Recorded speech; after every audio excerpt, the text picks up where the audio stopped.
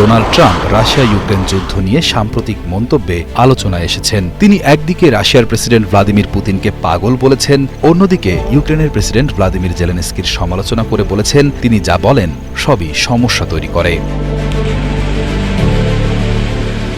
ইউক্রেনে ভয়াবহ ক্ষেপণাস্ত্র হামলার পর স্থানীয় সময় রবিবার সাংবাদিকদের ট্রাম্প বলেন, পুতিনের সঙ্গে আমার সবসময় ভালো সম্পর্ক ছিল, কিন্তু এখন মনে হচ্ছে তার কিছু একটা হয়েছে। তিনি একেবারে পাগল হয়ে গেছেন। অকারণে মানুষ হত্যা করছেন, শুধু সৈন্য না, সাধারণ মানুষও। ইউক্রেনের শহরে ড্রোন ও ক্ষেপণাস্ত্র হামলা চলছে কোনো কারণ ছাড়াই।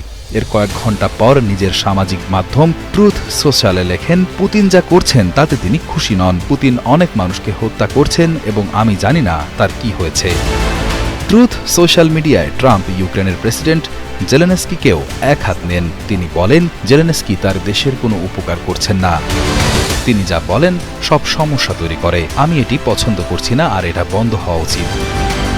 ট্রাম্প রাশিয়ার ইউক্রেন দখলের চেষ্টাকে অযৌক্তিক মনে করছেন এবং এ ধরনের চেষ্টা শেষ পর্যন্ত রাশিয়ার ধ্বংস ডেকে আনবে বলেও মনে করেন এই প্রেসিডেন্ট। রাশিয়া ইউক্রেন যুদ্ধ শুরু হয় 2022 সালের ফেব্রুয়ারিতে। এই যুদ্ধের তৃতীয় বছরে রাশিয়া ইউক্রেনের বিভিন্ন শহরে ব্যাপক ক্ষেপণাস্ত্র হামলা চালায়।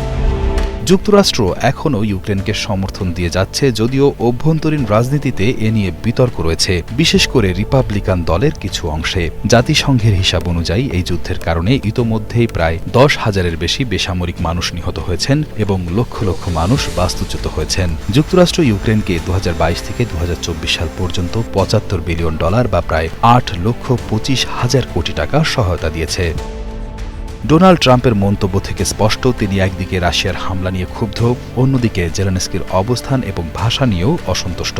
তার এ ধরনের বক্তব্য আগামী মার্কিন নির্বাচনের প্রেক্ষাপটে গুরুত্বপূর্ণ হতে পারে, কারণ যুদ্ধনীতি নিয়ে মার্কিন রাজনীতিতে মতবিরোধ দিন দিন তীব্র হয়ে উঠছে।